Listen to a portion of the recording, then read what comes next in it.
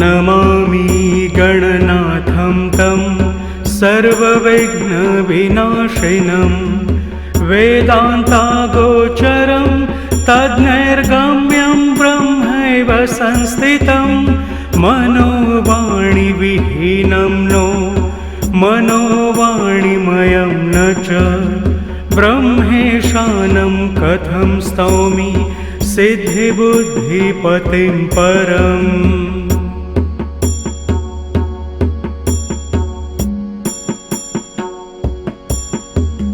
त्वद्दर्शनेन हेरम्ब कृतकृत्योऽहमञ्जसा इत्युक्त्वा पूजयामास भक्तिभावसमन्वित। नमो नमो गणेशाय विघ्नराजाय ते नमः भक्तानां विघ्नहन्त्रे चाभक्तानां विघ्नकारिणे।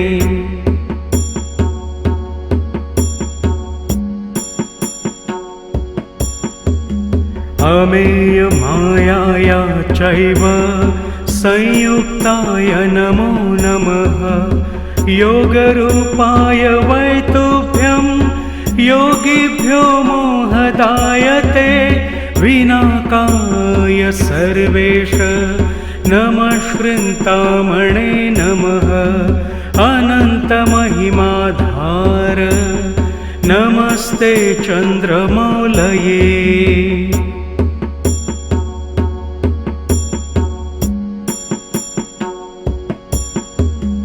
एकदन्ताय देवाय मायिभ्यो मोहदायते नमो नमः परेशाय परात्परतमायते निर्गुणाय नमस्तुभ्यं गुणाकाराय साक्षिणे महाकुवाहनायैव मूषकध्वजधारिणे।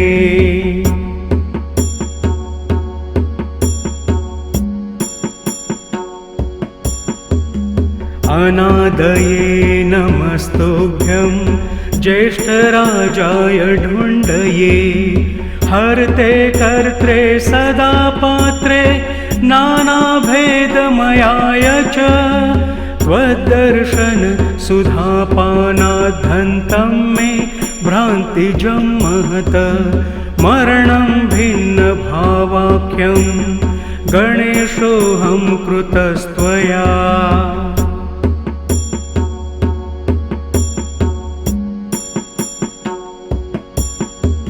न भिन्नं परिपश्यामि त्वद्ऋते गणनायक शान्तिदं योगमासाद्य प्रसादात् तेन संशयः भक्तिं देहि गणाधीश परां त्वत्पादपद्मयो कुरूपाङ्गाणपत्यं त्वं प्रेमयुक्तं च ते पदी।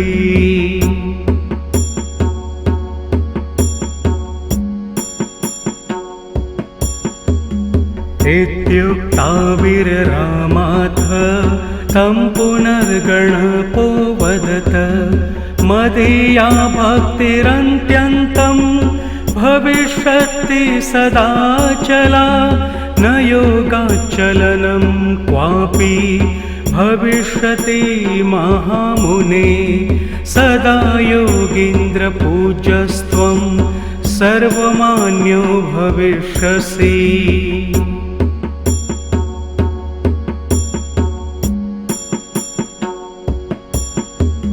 त्वया कृतमिदं स्तोत्रं शान्तियोगप्रदं भवेत् पठते शृण्वते चैव भुक्तिमुक्तिप्रदायकम् इत्युक्ता तस्य हृदये ययो लीनो गजाननः सदा हृदि गणेशानं पश्यति स्म मुनिः स्वयम्।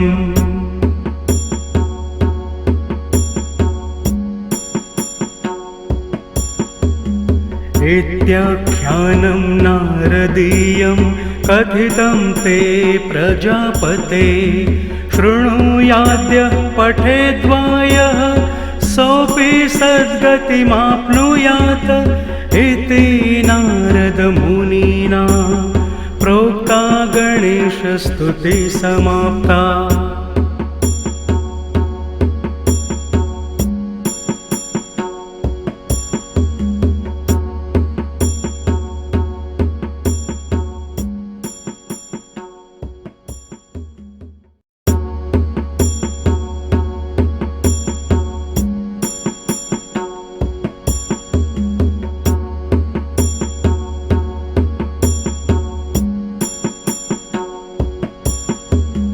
नमामि गणनाथं तं सर्वविघ्नविनाशिनं वेदान्तागोचरं तद्नैर्गम्यं ब्रह्मैव संस्थितं मनोवाणिविहीनं नो मनोवाणिमयं न च ब्रह्मेशानं कथं स्तौमि सिद्धिबुद्धिपतिं परम्।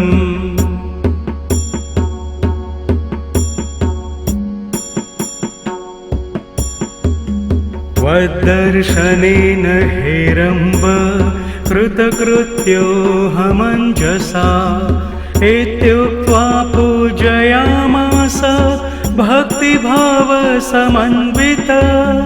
नमो नमो गणेशाय विघ्नराजाय ते नमः भक्तानां विघ्नहन्त्रे चाभक्तानां विघ्नकारिणे।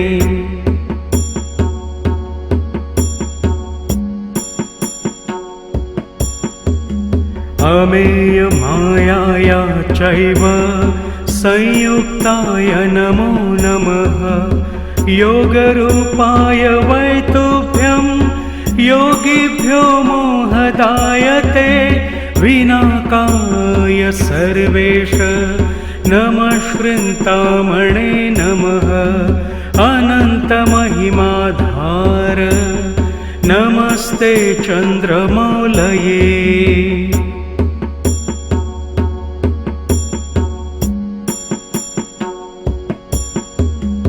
एकदन्ताय देवाय मायिभ्यो मोहदायते नमो नमः परेशाय परात्परतमायते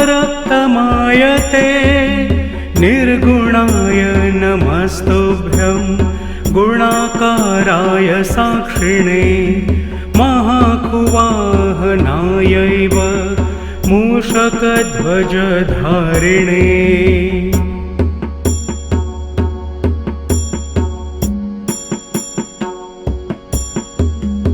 अनादये नमस्तुभ्यं ज्येष्ठराजाय ढुण्डये हर्ते कर्त्रे सदा पात्रे नानाभेदमयाय च त्वद्दर्शन सुधापानाद्धन्तं मे भ्रान्तिजं महत मरणं भिन्नभावाख्यं गणेशोऽहं कृतस्त्वया।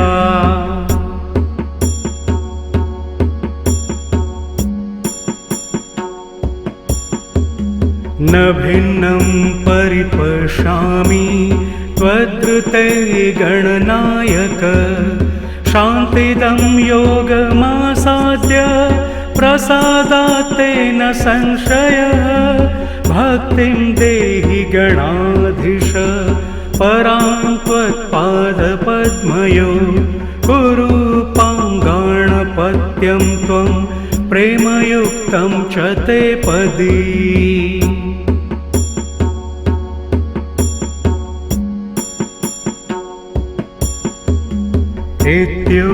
इत्युक्ताविररामाथ तं पुनर्गणपो वदत मदीया भक्तिरन्त्यन्तं भविष्यति सदाचला न योगाचलनं क्वापि भविष्यति महामुने सदा योगीन्द्रपूज्यस्त्वं सर्वमान्यो भविष्यसि।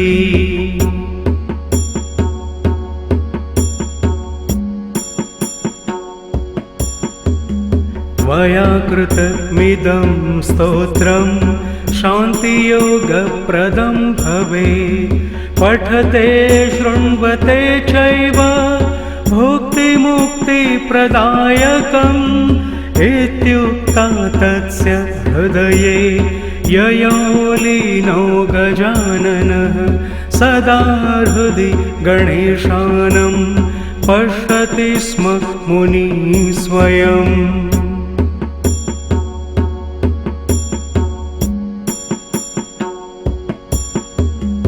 इत्याख्यानं नारदीयं कथितं ते प्रजापते। शृणुयाद्यः पठेद्वायः सोऽपि सद्गतिमाप्नुयात् इति नारदमुनिना प्रोक्ता गणेशस्तुतिः समाप्ता।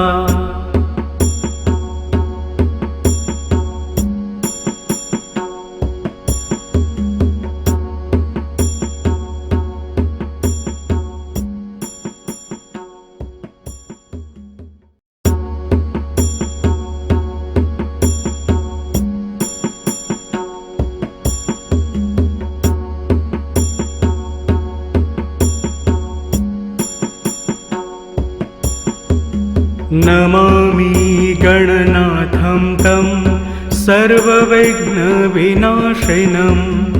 वेदान्तागोचरं तद्नैर्गम्यं ब्रह्मैव संस्थितं। मनोवाणिविहीनं नो मनोवाणिमयं न च।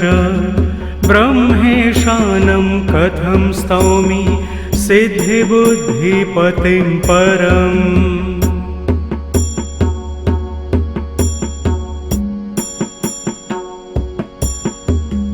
त्वद्दर्शनेन हेरम्ब कृतकृत्योऽहमञ्जसा। इत्युक्त्वा पूजयामास भक्तिभावसमन्वित। नमो नमो गणेशाय विघ्नराजाय ते नमः। भक्तानां विघ्नहन्त्रे चाभक्तानां विघ्नकारिणे।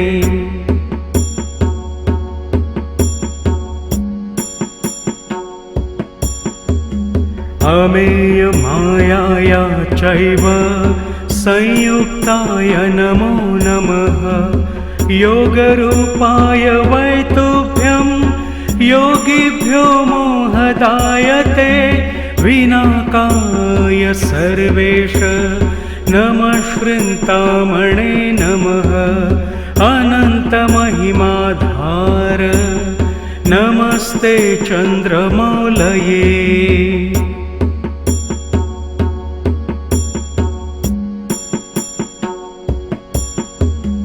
एकदन्ताय देवाय मायिभ्यो मोहदायते। नमो नमः परेशाय परात्परतमायते।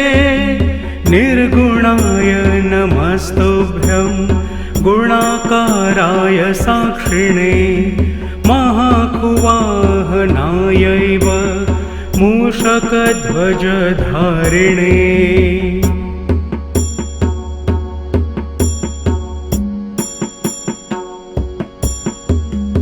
अनादये नमस्तुभ्यं ज्येष्ठराजाय ढुण्डये। हर्ते कर्त्रे सदा पात्रे नानाभेदमयाय च। त्वद्दर्शन सुधापानाद्धन्तं मे भ्रान्तिजं महत। मरणं भिन्नभावाख्यं गणेशोऽहं कृतस्त्वया।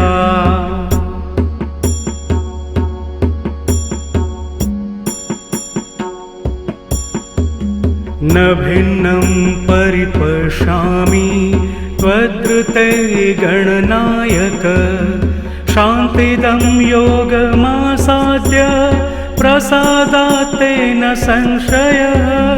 भक्तिं देहि गणाधीश परां त्वत्पादपद्मयो कुरु पाङ्गाणपत्यं त्वं प्रेमयुक्तं च ते पदी।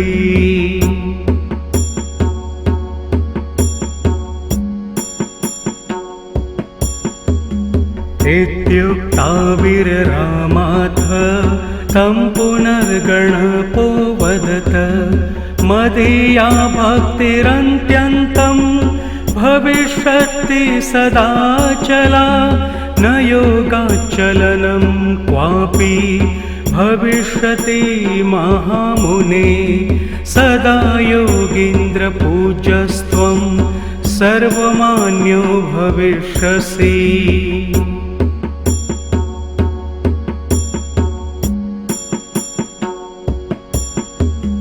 त्वया कृतमिदं स्तोत्रं शान्तियोगप्रदं भवेत् पठते शृण्वते चैव भुक्तिमुक्तिप्रदायकम् इत्युक्ता तस्य हृदये ययो लीनो गजाननः सदा हृदि गणेशानं पश्यति स्म मुनिः स्वयम्।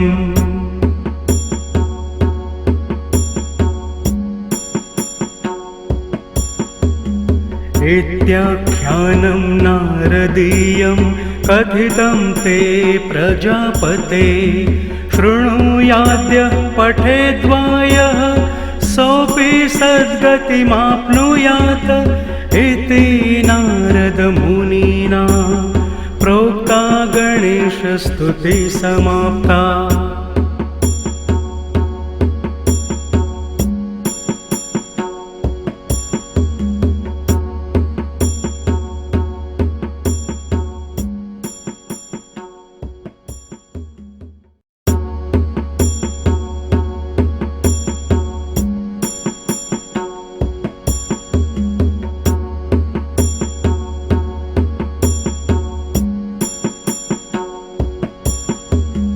नमामि गणनाथं तं सर्वविघ्नविनाशिनं वेदान्तागोचरं तद्नैर्गम्यं ब्रह्मैव संस्थितं मनोवाणिविहीनं नो मनोवाणिमयं न च ब्रह्मेशानं कथं स्तौमि सिद्धिबुद्धिपतिं परम्।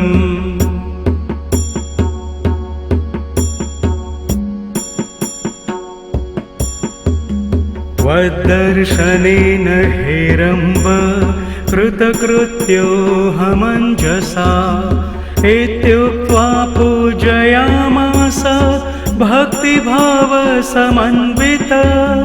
नमो नमो गणेशाय विघ्नराजाय ते नमः भक्तानां विघ्नहन्त्रे चाभक्तानां विघ्नकारिणे।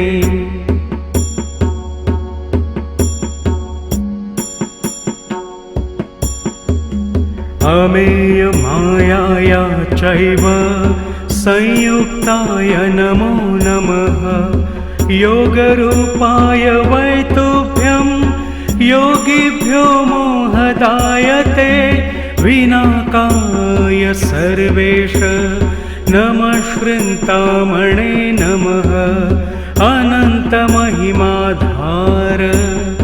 नमस्ते चन्द्रमौलये।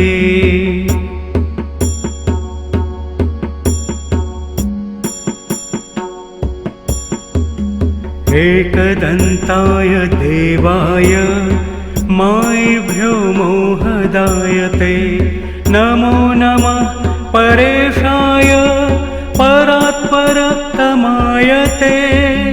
निर्गुणाय नमस्तुभ्यं गुणाकाराय साक्षिणे महाकुवाहनायैव मूषकध्वजधारिणे।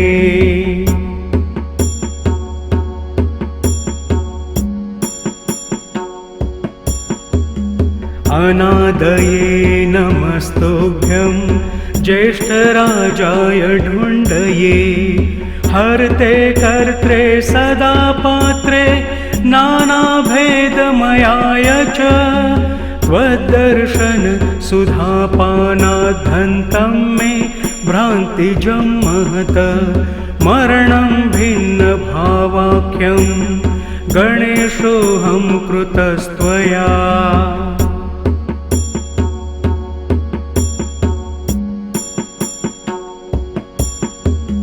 न भिन्नं परिपश्यामि त्वद्रुते गणनायक शान्तिदं योगमासाद्य प्रसादात् तेन संशयः भक्तिं देहि गणाधीश परां त्वत्पादपद्मयो कुरूपां गणपत्यं त्वं प्रेमयुक्तं च ते पदी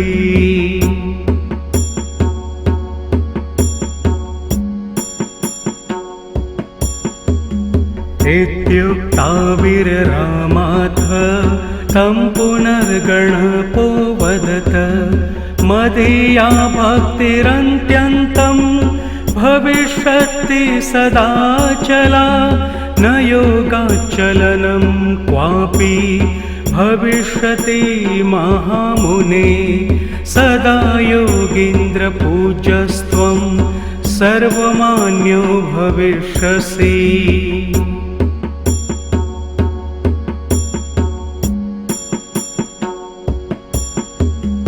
त्वया कृतमिदं स्तोत्रं शान्तियोगप्रदं भवेत् पठते शृण्वते चैव भुक्तिमुक्तिप्रदायकम् इत्युक्ता तस्य हृदये ययो लीनो गजाननः सदा हृदि गणेशानं पश्यति स्म मुनिः स्वयम्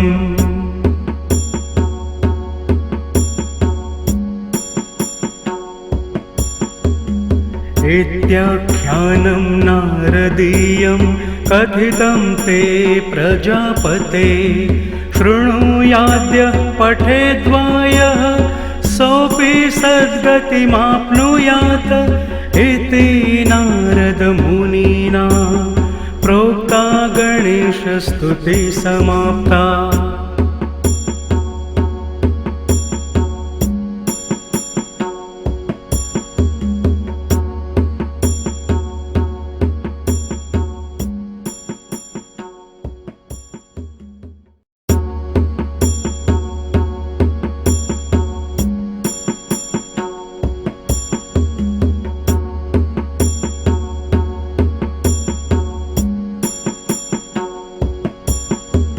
नमामि गणनाथं तं सर्वविघ्नविनाशिनं वेदान्तागोचरं तद्नैर्गम्यं ब्रह्मैव संस्थितं मनोवाणिविहीनं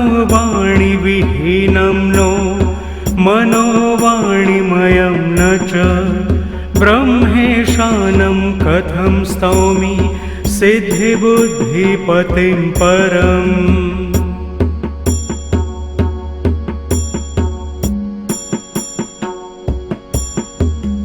त्वद्दर्शनेन हेरम्ब कृतकृत्योऽहमञ्जसा इत्युक्त्वा पूजयामास भक्तिभावसमन्वित नमो नमो गणेशाय विघ्नराजाय ते नमः भक्तानां विघ्नहन्त्रे चाभक्तानां विघ्नकारिणे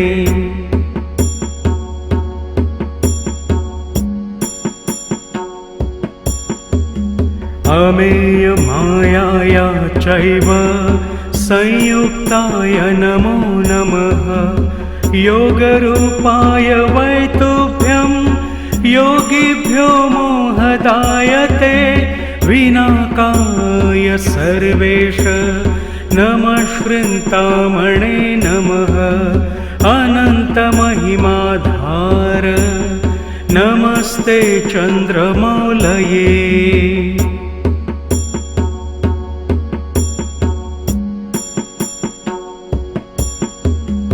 एकदन्ताय देवाय मायिभ्यो मोहदायते नमो नमः परेशाय परात्परतमायते निर्गुणाय नमस्तुभ्यं गुणाकाराय साक्षिणे महाकुवाहनायैव मूषकध्वजधारिणे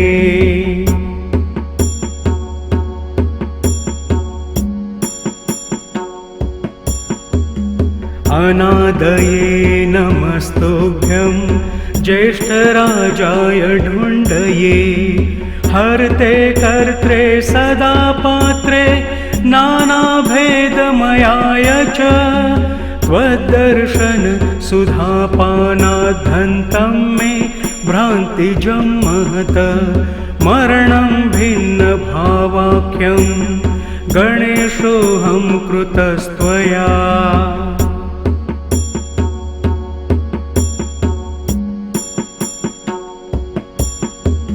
न भिन्नं परिपश्यामि त्वद्रुते गणनायक शान्तिदं योगमासाद्य प्रसादात् तेन संशयः भक्तिं देहि गणाधीश परां त्वत्पादपद्मयो कुरु पाङ्गाणपत्यं त्वं प्रेमयुक्तं च ते पदी।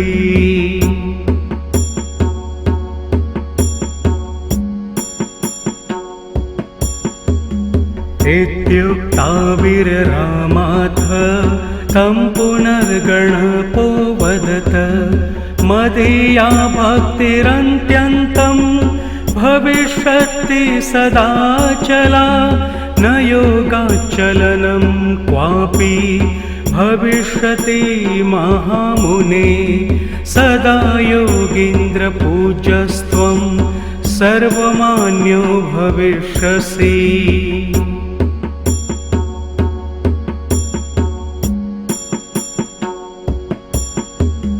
त्वया कृतमिदं स्तोत्रं शान्तियोगप्रदं भवेत् पठते शृण्वते चैव भुक्तिमुक्तिप्रदायकम् इत्युक्ता तस्य हृदये ययो लीनो गजाननः सदा हृदि गणेशानं पश्यति स्म मुनिः स्वयम्।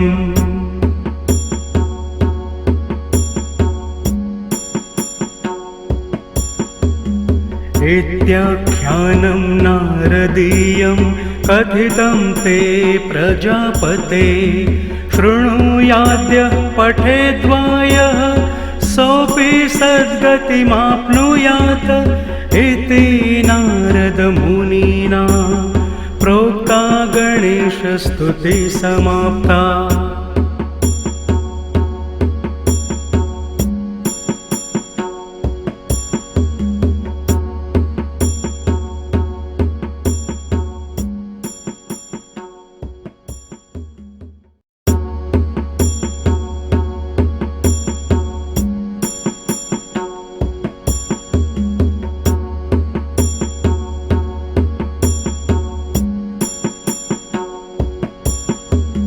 नमामि गणनाथं तं सर्वविघ्नविनाशिनं वेदान्तागोचरं तद्नैर्गम्यं ब्रह्मैव संस्थितं मनोवाणिविहीनं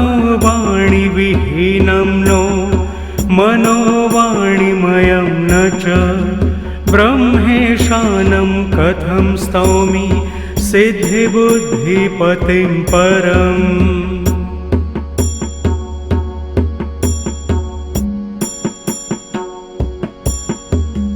त्वद्दर्शनेन हेरम्ब कृतकृत्योऽहमञ्जसा इत्युक्त्वा पूजयामास भक्तिभावसमन्वित नमो नमो गणेशाय विघ्नराजाय ते नमः। भक्तानां विघ्नहन्त्रे च भक्तानां विघ्नकारिणे।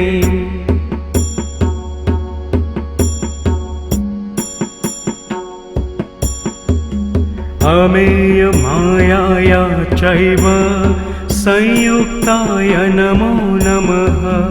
योगरूपाय वै तुभ्यं योगिभ्यो मोहदायते। विनाकाय सर्वेश नमश्कृन्तामणे नमः। अनन्तमहिमाधार नमस्ते चन्द्रमौलये।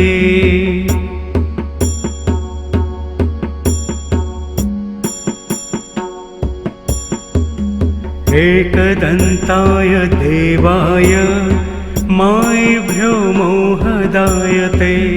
नमो नमः परेशाय परात्परतमायते। निर्गुणाय नमस्तुभ्यं गुणाकाराय साक्षिणे। महाकुवाहनायैव मूषकध्वजधारिणे।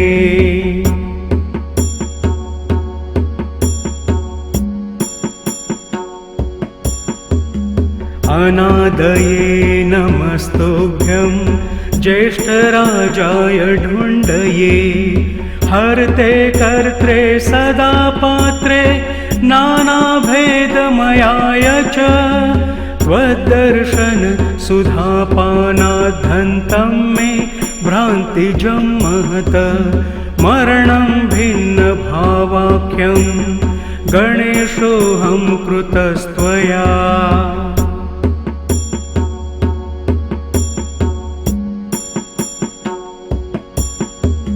न भिन्नं परिपश्यामि त्वद्ऋते गणनायक। शान्तिदं योगमासाद्य प्रसादात् तेन संशयः। भक्तिं देहि गणाधीश परां त्वत्पादपद्मयो। कुरु पाङ्गाणपत्यं त्वं प्रेमयुक्तं च ते पदी।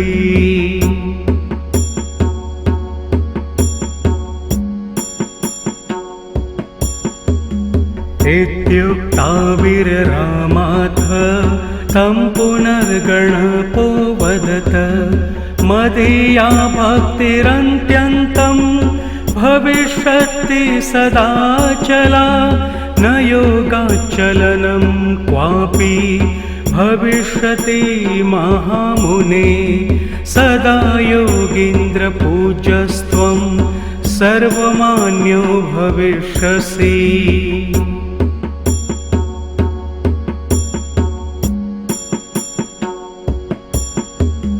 त्वया कृतमिदं स्तोत्रं शान्तियोगप्रदं भवेत्। पठते शृण्वते चैव भुक्तिमुक्तिप्रदायकम्। इत्युक्ता तस्य हृदये ययो लीनो गजाननः।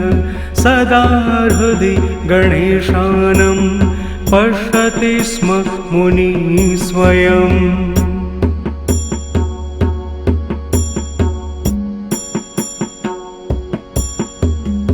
इत्याख्यानं नारदीयं कथितं ते प्रजापते। शृणुयाद्यः पठेद्वायः सोऽपि सद्गतिमाप्नुयात्। इति नारदमुनिना प्रोक्ता गणेशस्तुतिः समाप्ता।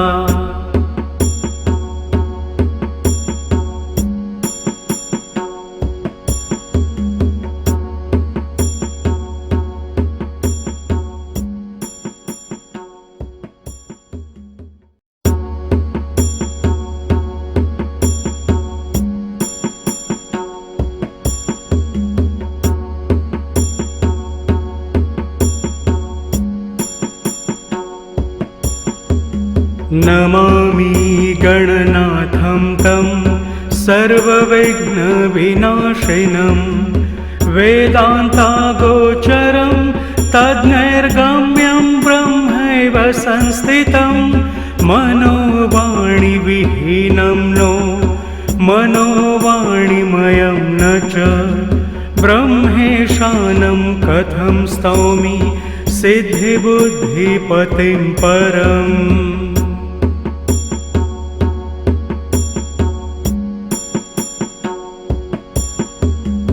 त्वद्दर्शनेन हेरम्ब कृतकृत्योऽहमञ्जसा इत्युक्त्वा पूजयामास भक्तिभावसमन्वित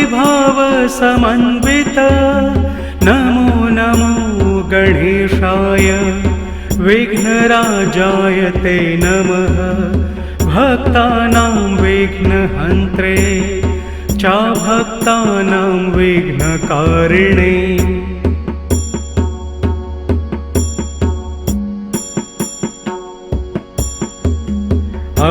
अमेयमायाया चैव संयुक्ताय नमो नमः योगरूपाय वै तुभ्यं योगिभ्यो मोहदायते विनाकाय सर्वेश नमः श्रृन्तामणे नमः अनन्तमहिमाधार नमस्ते चन्द्रमौलये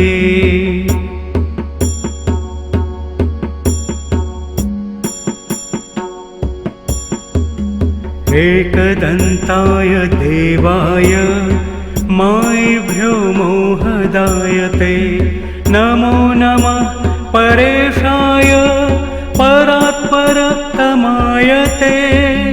निर्गुणाय नमस्तुभ्यं गुणाकाराय साक्षिणे महाकुवाहनायैव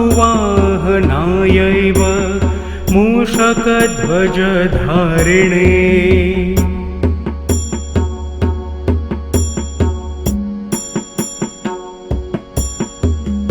अनादये नमस्तुभ्यं ज्येष्ठराजाय ढुण्डये हर्ते कर्त्रे सदा पात्रे नानाभेदमयाय च त्वद्दर्शन सुधापानाद्धन्तं मे भ्रान्तिजं महत मरणं भिन्नभावाख्यं गणेशोऽहं कृतस्त्वया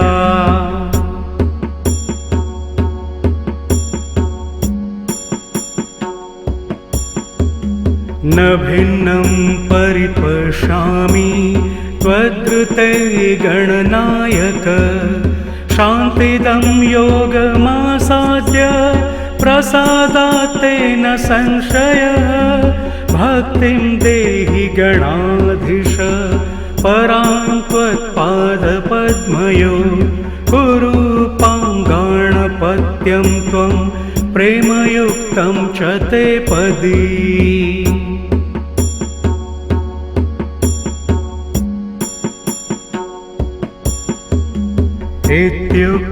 इत्युक्ताविररामाथ तं पुनर्गणपो वदत मदीया भक्तिरन्त्यन्तं भविष्यति सदाचला न योगाचलनं क्वापि भविष्यति महामुने सदा योगीन्द्रपूज्यस्त्वं सर्वमान्यो भविष्यसि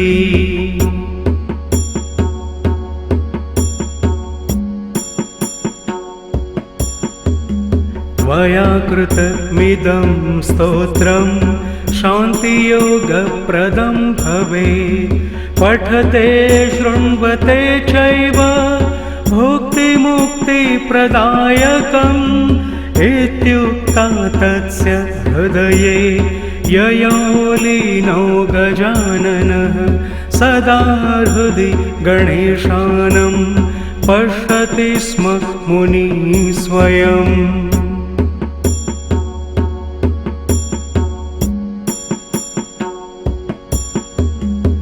इत्याख्यानं नारदीयं कथितं ते प्रजापते शृणुयाद्यः पठेद्वायः सोऽपि सद्गतिमाप्नुयात् इति नारदमुनिना प्रोक्ता गणेशस्तुतिः समाप्ता।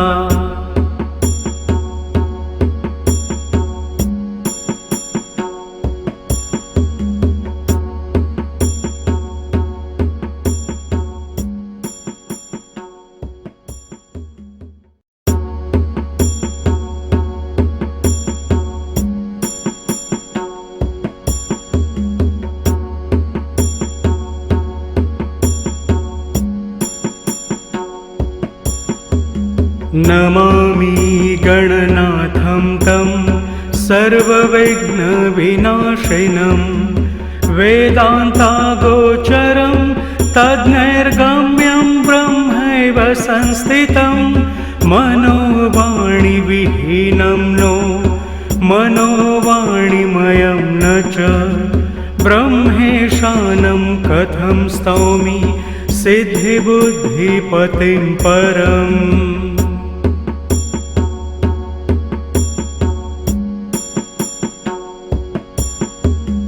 त्वद्दर्शनेन हेरम्ब कृतकृत्योऽहमञ्जसा इत्युक्त्वा पूजयामास भक्तिभावसमन्वित। नमो नमो गणेशाय विघ्नराजाय ते नमः भक्तानां विघ्नहन्त्रे चाभक्तानां विघ्नकारिणे।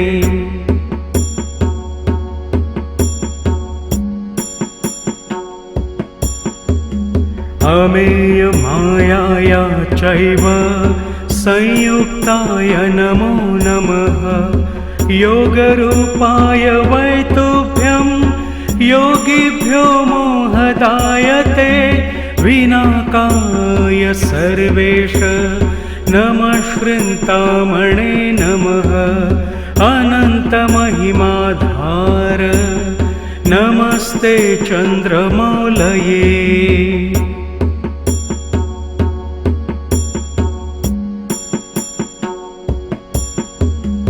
एकदन्ताय देवाय मायिभ्यो मोहदायते नमो नमः परेशाय परात्परतमायते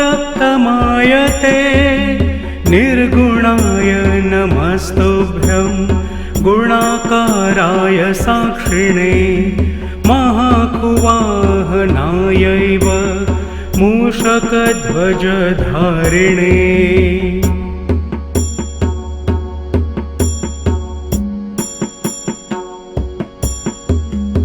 अनादये नमस्तुभ्यं ज्येष्ठराजाय ढुण्डये हर्ते कर्त्रे सदा पात्रे नानाभेदमयाय च त्वद्दर्शन सुधापानाद्धन्तं मे भ्रान्तिजं महत मरणं भिन्नभावाख्यं गणेशोऽहं कृतस्त्वया।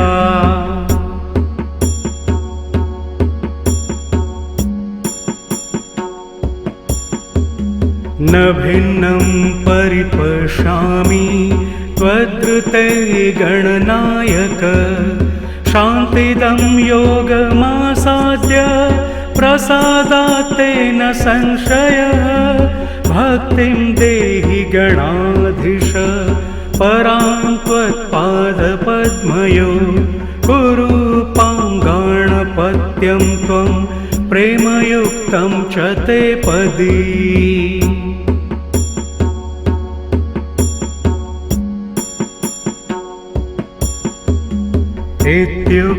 इत्युक्ताविररामाथ तं पुनर्गणपो वदत मदीया भक्तिरन्त्यन्तं भविष्यति सदाचला न योगाचलनं क्वापि भविष्यति महामुने सदा योगीन्द्रपूज्यस्त्वं सर्वमान्यो भविष्यसि।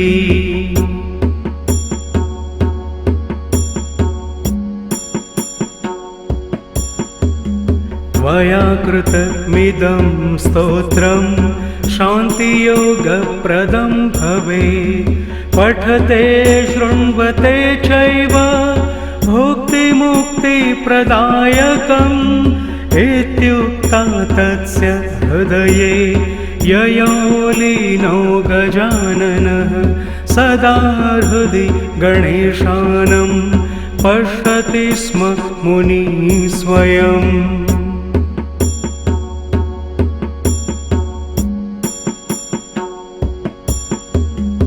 इत्याख्यानं नारदीयं कथितं ते प्रजापते। शृणुयाद्य पठेद्वायः सोऽपि सद्गतिमाप्नुयात् इति नारदमुनिना प्रोक्ता गणेशस्तुतिः समाप्ता।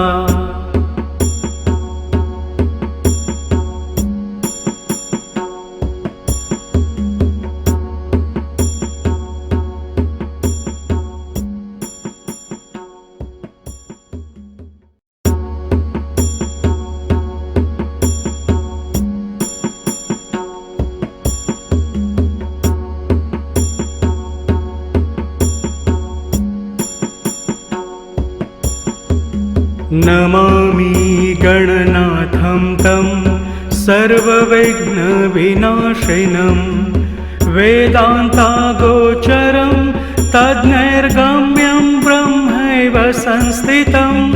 मनोवाणिविहीनं नो मनोवाणिमयं न च। ब्रह्मेशानं कथं स्तौमि सिद्धिबुद्धिपतिं परम्।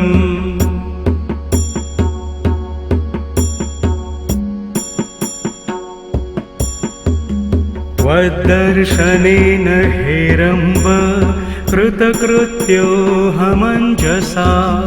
इत्युक्त्वा पूजयामास भक्तिभावसमन्वित। नमो नमो गणेशाय विघ्नराजाय ते नमः। भक्तानां विघ्नहन्त्रे चाभक्तानां विघ्नकारिणे।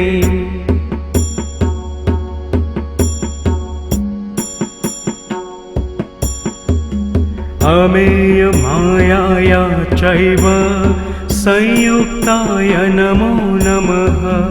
योगरूपाय वै तुभ्यं योगिभ्यो मोहदायते। विनाकाय सर्वेश नमश्चिन्तामणे नमः। अनन्तमहिमाधार नमस्ते चन्द्रमौलये।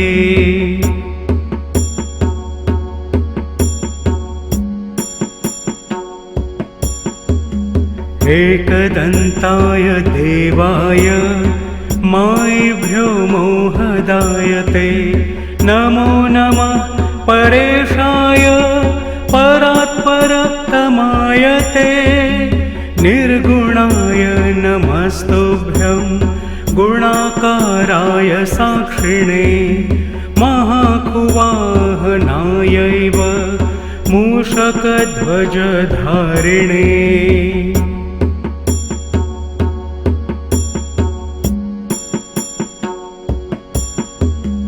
अनादये नमस्तुभ्यं ज्येष्ठराजाय ढुण्डये। हर्ते कर्त्रे सदा पात्रे नानाभेदमयाय च। त्वद्दर्शन सुधापानाद्धन्तं मे भ्रान्तिजं महत। मरणं भिन्नभावाख्यं गणेशोऽहं कृतस्त्वया।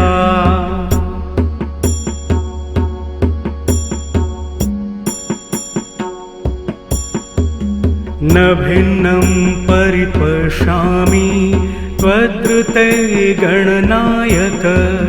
शान्तिदं योगमासाद्य प्रसादात् तेन संशयः। भक्तिं देहि गणाधीश परां त्वत्पादपद्मयो। कुरु पाङ्गाणपत्यं त्वं प्रेमयुक्तं च ते पदी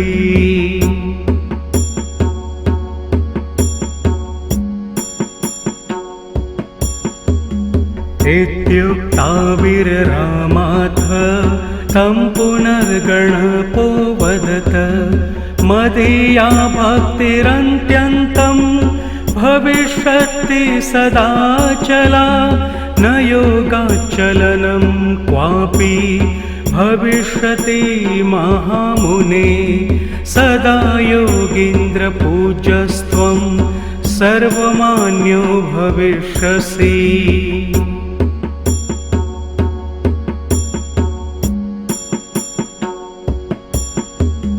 त्वया कृतमिदं स्तोत्रं शान्तियोगप्रदं भवेत् पठते शृण्वते चैव भुक्तिमुक्तिप्रदायकम् इत्युक्ता तस्य हृदये ययो लीनो गजाननः सदा हृदि गणेशानं पश्यति स्म मुनिः स्वयम्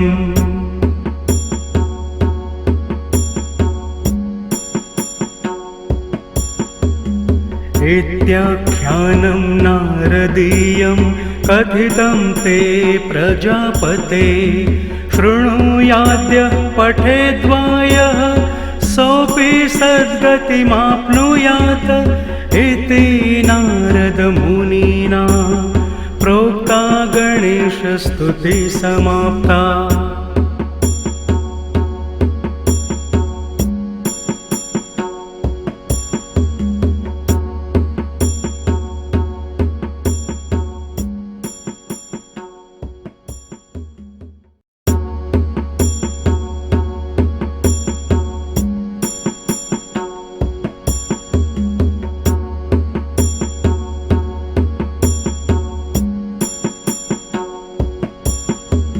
नमामि गणनाथं तं सर्वविघ्नविनाशिनं वेदान्तागोचरं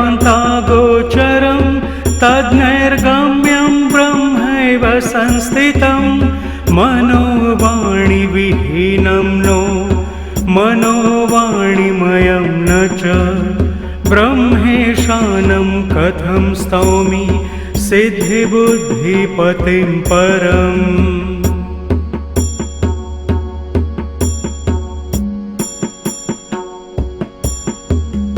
त्वद्दर्शनेन हेरम्ब कृतकृत्योऽहमञ्जसा इत्युक्त्वा पूजयामास भक्तिभावसमन्वित नमो नमो गणेशाय विघ्नराजाय ते नमः भक्तानां विघ्नहन्त्रे चाभक्तानां विघ्नकारिणे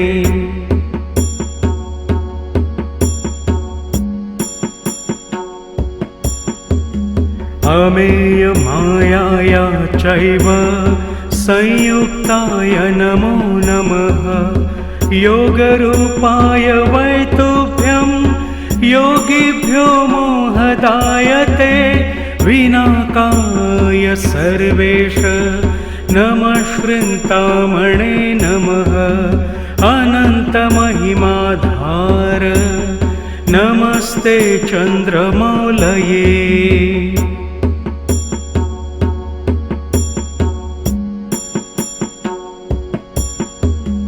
एकदन्ताय देवाय मायिभ्यो मोहदायते नमो नमः परेशाय परात्परतमायते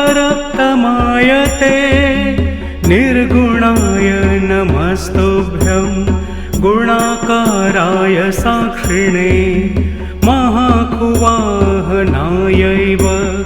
मूषकध्वजधारिणे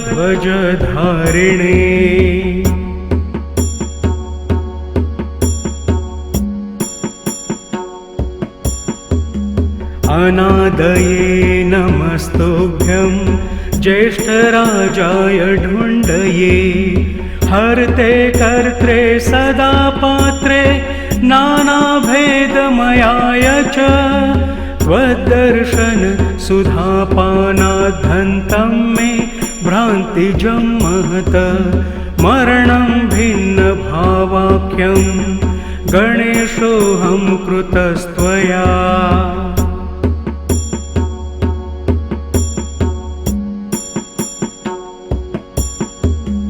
न भिन्नं परिपश्यामि त्वद्रुते गणनायक शान्तिदं योगमासाद्य प्रसादात् तेन संशयः भक्तिं देहि गणाधीश परां त्वत्पादपद्मयो कुरूपाङ्गाणपत्यं त्वं प्रेमयुक्तं च ते पदी।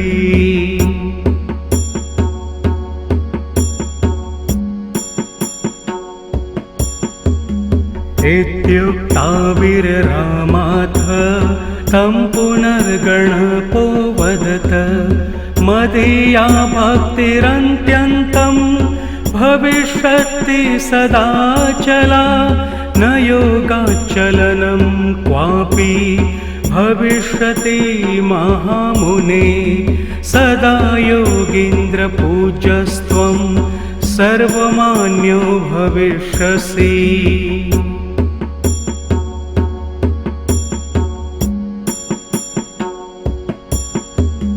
त्वया कृतमिदं स्तोत्रं शान्तियोगप्रदं भवेत् पठते शृण्वते चैव भुक्तिमुक्तिप्रदायकम् इत्युक्ता तस्य हृदये ययो लीनो गजाननः सदा हृदि गणेशानं पश्यति स्म मुनिः स्वयम्।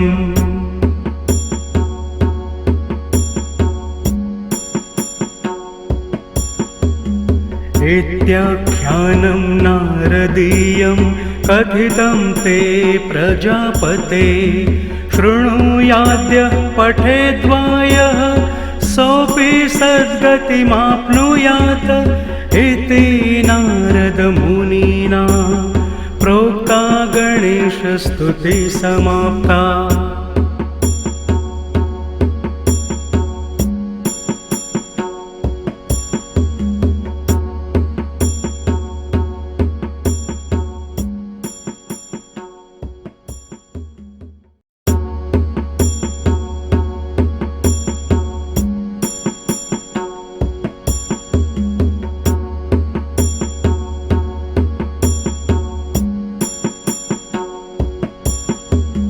नमामि गणनाथं तं सर्वविघ्नविनाशिनं वेदान्तागोचरं तद्नैर्गम्यं ब्रह्मैव संस्थितं मनोवाणिविहीनं नो मनोवाणिमयं न च ब्रह्मेशानं कथं स्तौमि सिद्धिबुद्धिपतिं परम्।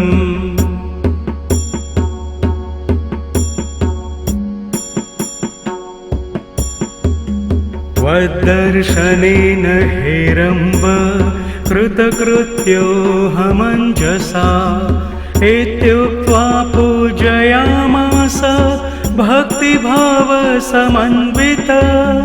नमो नमो गणेशाय विघ्नराजाय ते नमः भक्तानां विघ्नहन्त्रे चाभक्तानां विघ्नकारिणे।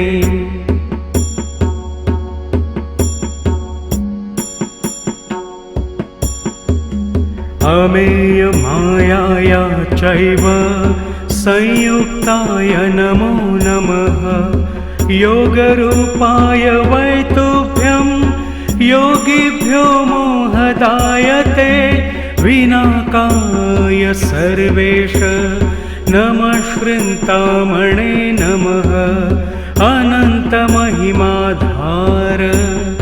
नमस्ते चन्द्रमौलये।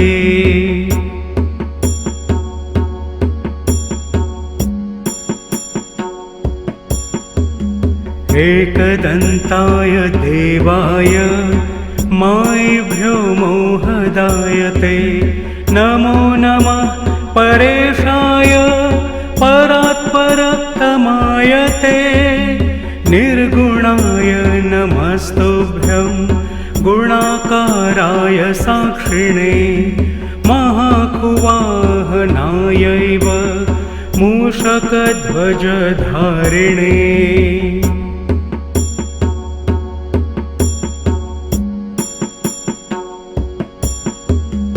अनादये नमस्तुभ्यं ज्येष्ठराजाय ढुण्डये हर्ते कर्त्रे सदा पात्रे नानाभेदमयाय च त्वद्दर्शन सुधापानाद्धन्तं मे भ्रान्तिजं महत मरणं भिन्नभावाख्यं गणेशोऽहं कृतस्त्वया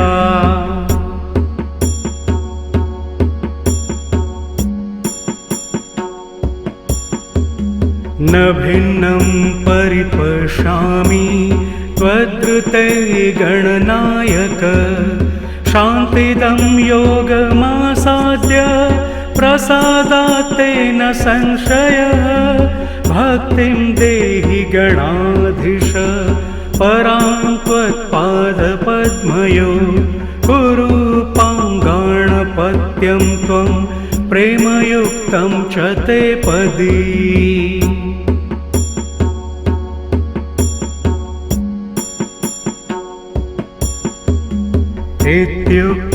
इत्युक्ताविररामाथ तं पुनर्गणपो वदत मदीया भक्तिरन्त्यन्तं भविष्यति सदाचला न योगाचलनं क्वापि भविष्यति महामुने सदा योगीन्द्रपूज्यस्त्वं सर्वमान्यो भविष्यसि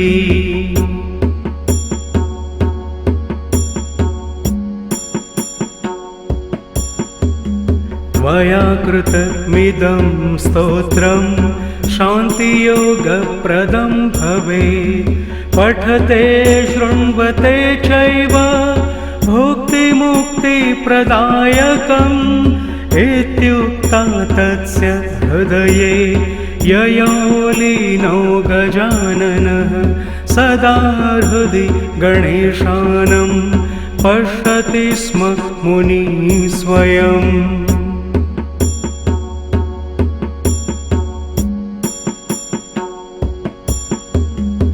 इत्याख्यानं नारदीयं कथितं ते प्रजापते शृणुयाद्यः पठेद्वायः सोऽपि सद्गतिमाप्नुयात् इति नारदमुनिना प्रोक्ता गणेशस्तुतिः समाप्ता।